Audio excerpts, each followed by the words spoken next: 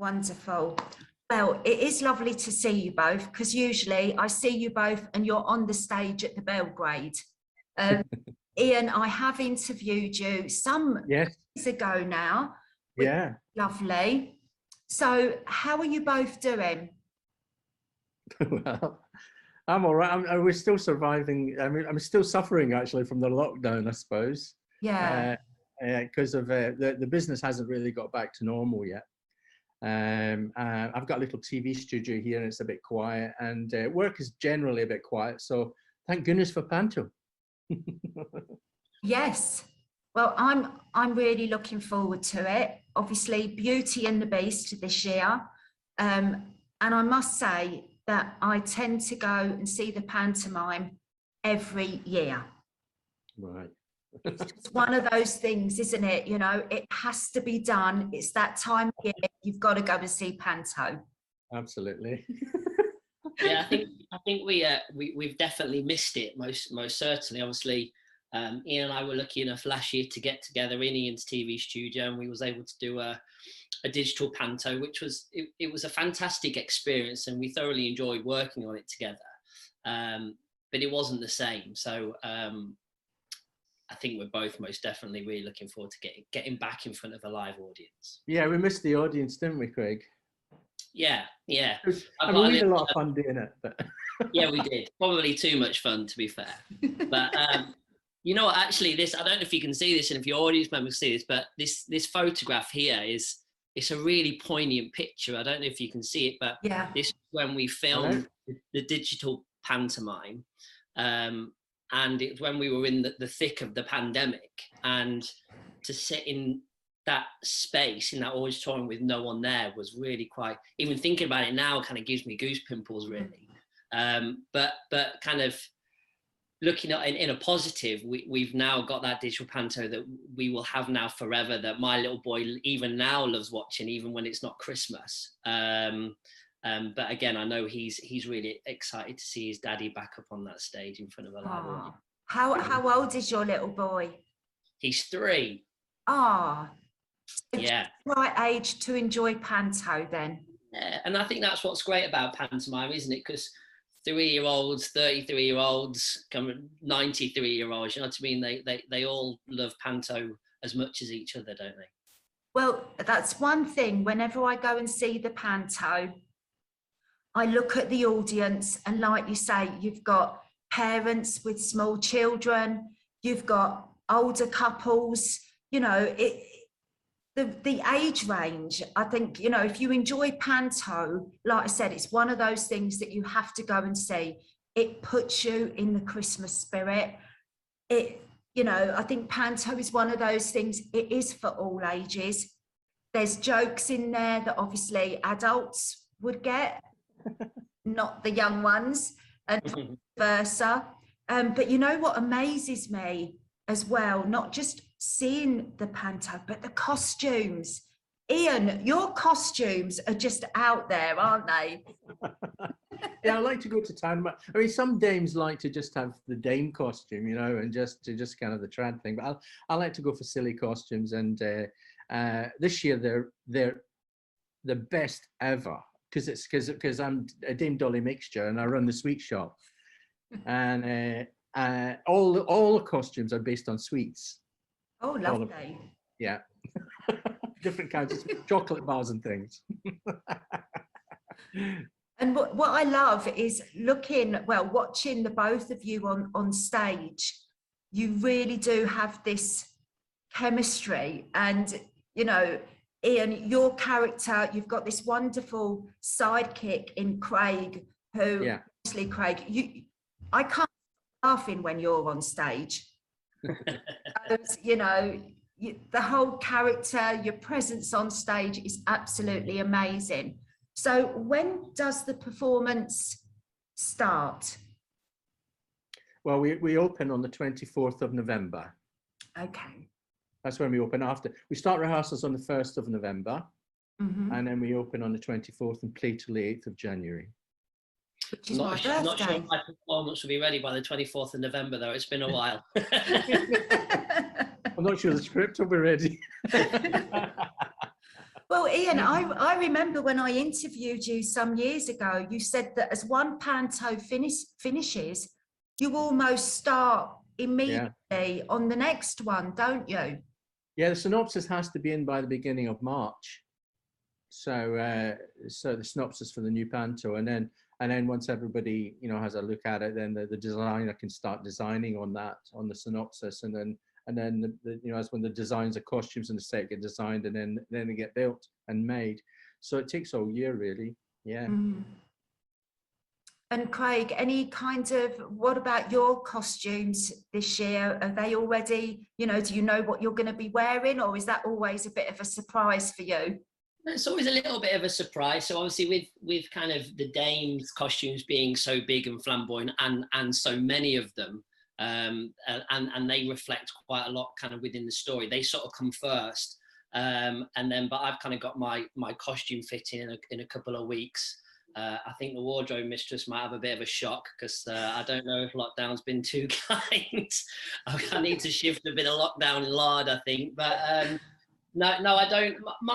Typically my character doesn't necessarily reflect the story, if you like. But yeah, I typically kind of have like a basic, I say basic as in a costume that I kind of wear day to day. And then obviously the infamous slosh that you get at the Belgrade, I need a specific costume for that. And then obviously the walk down, but occasionally I get another couple of costumes, which you know what, it's exciting for me when I turn up to the wardrobe to find out what I'm wearing, as it is for the audience, really. So as long as there's no hats. Not exactly. You know what?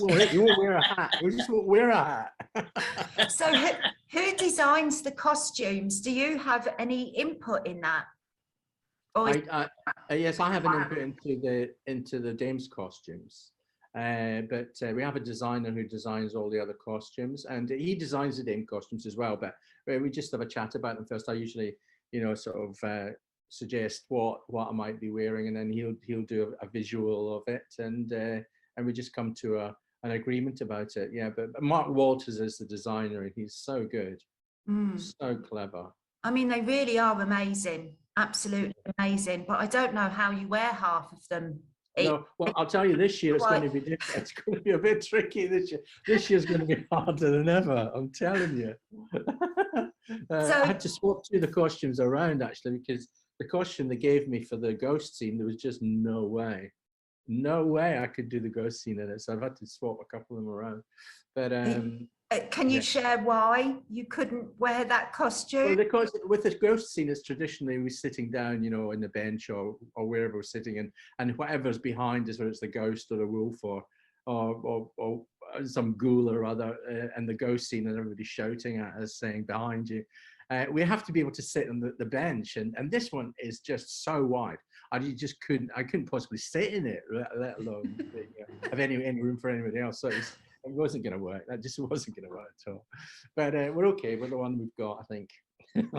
Well, I must say, I am so looking forward to it this year. You know, I really missed actually going to the theatre last year and seeing it, because it's such good entertainment, family entertainment, and like I say, you know, for all ages. And that's what I love about the panto, is just looking in the audience. But for both of you, what makes this, you know, being on stage, doing panto every year, what makes it special for you? I think for me, it's just sort of sharing the Christmas spirit with the families, really. Like we touched on it earlier, seeing 3-year-olds all the way through to 93-year-olds. It's such a tradition within this country. And look, I'll be honest, last year was the first Christmas I had off in 12, 13 years, because that's how long I've been doing panto now. Although it was lovely to be at home with the family and all of that, I did really miss it. And I felt like there was a massive gap. So it doesn't really feel like work. It's sort of a way of life at Christmas. Like you all come together, you're a big family, you all rely on each other. And again, for someone like me, I actually live in Lincoln, so I kind of moved my life to Coventry for sort of 10 weeks. But yeah, just kind of that just that Christmas spirit, and that what I love is kind of working with the audience. If you've been coming to the panto for a few years, you'll know that every show is very different. Even within the same year, you might watch a show on a Tuesday, or on the Wednesday and Thursday it'll be different, because I'm probably a little bit naughty and kind of stray off script. Well, both Iain and I both do, and again, I think that's why Iain is all. I'm going off the point a little bit here, but something Iain's always taught me is providing those story characters stick to the story and they stay strong.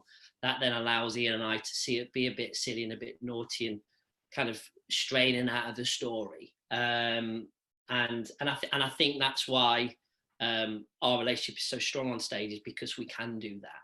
Yeah. But yeah, for me, it's sort of the panto tradition, and just seeing the audience, just enjoying it with the audiences. That's my favourite. Yeah. Yeah, I mean, I think that's it's sort of the same with me, really. I think panto is the only entertainment, as far as I can see, that relies so much on the audience. You know, I always tell the cast at the beginning that, you know, we won't have our full cast until the first night, because the audience are part of the cast. They're just so important. And that's what we found last year when we did the digital one. Although we enjoyed it and it worked and people enjoyed watching it, that was a real part of it missing, which was the audience. And it's to be able to go up there and do it in front of the audience, and I think that's why panto is so special. The audience feel part of it. They're so important, and it's such a wide age group. You know, it appeals to so many people if it's done properly. You know, if it's a good family show you can take your granny to. Yeah, and sorry, Iain. I can imagine that. Yeah, each night must be different for you, because you've got a different audience, different reactions, which also must keep it, for you, as you're doing this for like 10 weeks, it must keep it quite fresh for you as well when you're on the stage. Yeah, it does. Yeah, definitely. Yeah.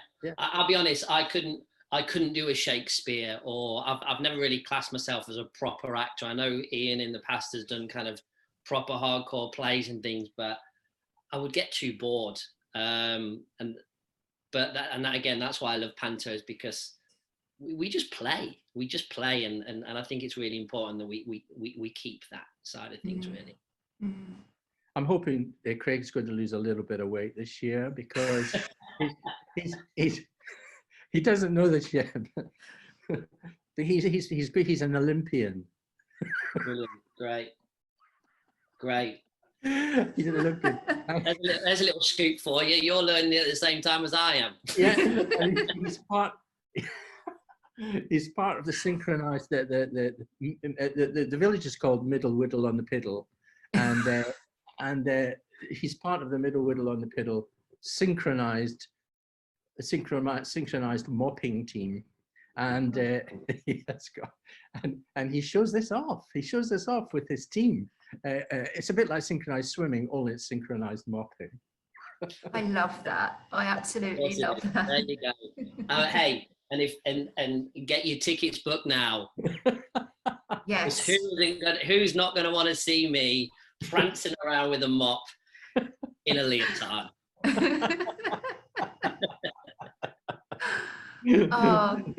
So there's a few things coming in, which is quite nice. It's just trying to make each year. I mean, it's difficult because, you know, each year, like Beauty and the Beast has got a very strong story, and you have to stick to the story. And it's, you know, but to make the script different, make the pantomime different, you know, we have to just be careful that we don't do the same things each year. And we have different routines and different jokes and different, you know, just different setups, really, comedy setups, and that's important for us. And I mean, I'll go in with a few of them to rehearsals, but, you know, we'll probably change a bit, you know, when Craig gets hold of them. And they just evolve over rehearsals, and you know, so they're ready for the first night. Well, and the show, actually, like typically the first show that you see at the beginning of the season probably isn't going to be the same show that you see towards the end of it, because things happen, and again, because we have that freedom and that flexibility to adapt, then some things that happen we go with, some things we try and they don't quite work. Of course, it's very well rehearsed before we open. Of course it is. I'm not suggesting anything other.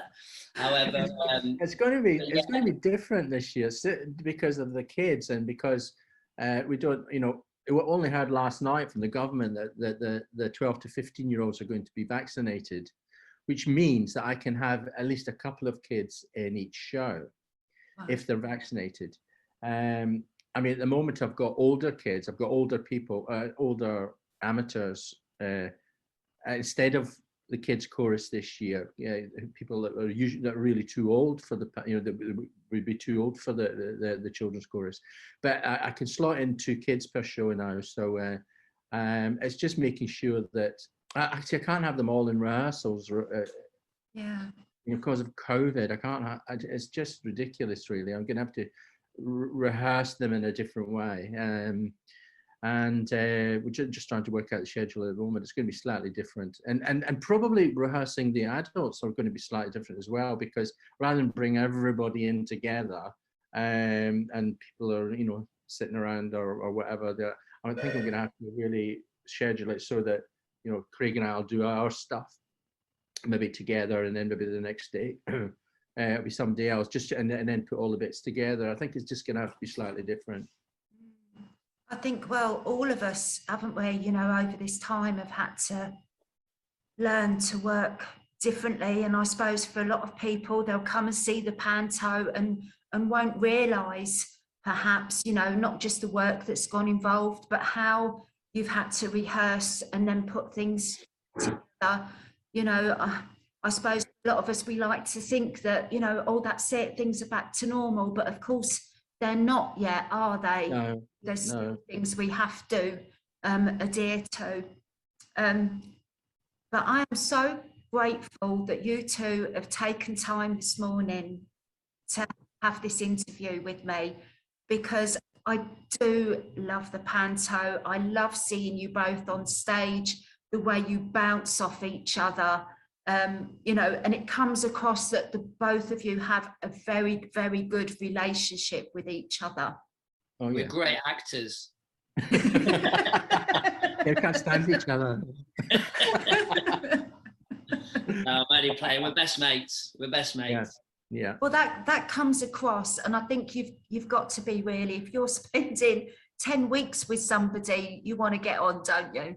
Yeah, definitely. I mean, it's the same with all the cast, really. You want a cast that everybody gets on and just enjoys it. Otherwise it gets a bit miserable, really. Yeah.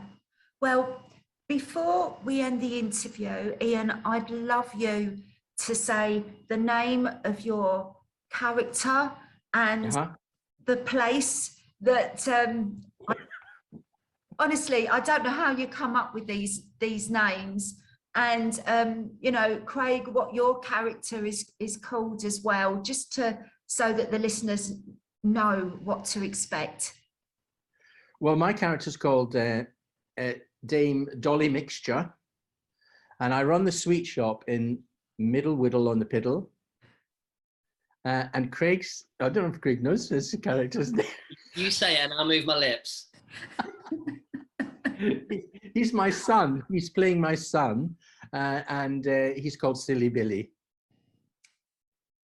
Oh, that's right. You know now. Silly Billy Mixture. Silly Billy Mixture. So before we go, I mean, I know why everybody should go and see Panto, especially when it stars the two of you, because it isn't just the costumes, it's the sets as well. I've been so impressed over the last few years. I feel like a little child myself. Just magical. But what would you say to people to encourage them to come and see the Panto? Well, I think that's my worry this year, that people have got the confidence to come out and see the panto and sit in the theatre. That's my big worry. And all I can say is that we will, Craig and I will be working hard to do as good a show as possible for them. It will be hopefully lots of laughs and singing and just jokes and routines and stuff. And it'll be well worth coming to see. The theatre are working very hard to make it safe for everybody. Mm-hmm. And it'd be lovely just to see people, to know that people have got the confidence to come out and see us this year again, because it's been a while, and we're desperate to see them again. Yeah, absolutely, and I echo that really. I think we're nearly there, aren't we? We're nearly getting back to normal. We're not quite there, but I sort of feel that by the time we get to Christmas, I think it will be a good time for us all to be like, this is it now. I don't mean draw a line under it, because I know there's been a lot of sad times for a lot of people, but I think there's no better way than stepping into the new year by going to a pantomime, bringing the family back together again, and going, right, we're back. Whether it be the pantomime, the world, we're back. So yeah, I think there's no better feel good sort of show out there, really. Like I say, it's a great way of bringing the family together, and yeah, bring it on. Well, I can totally understand what you're saying. I mean, I've been to the Belgrade fairly recently, and like you say, Iain, they are very mindful of keeping everybody safe. Yeah. So, you know, I don't think people have to worry about that. And I would just say to people, make sure you go and see Beauty and the Beast. 24th of November right through to Saturday the 8th of January. That's right. Thank you so much. It's been a real pleasure, honestly. Lovely to see you again, Kate. I can't wait. Enjoy your day, and take care, both of you. Thanks very much. Bye-bye. Take care. HillzFM. Community radio for the people.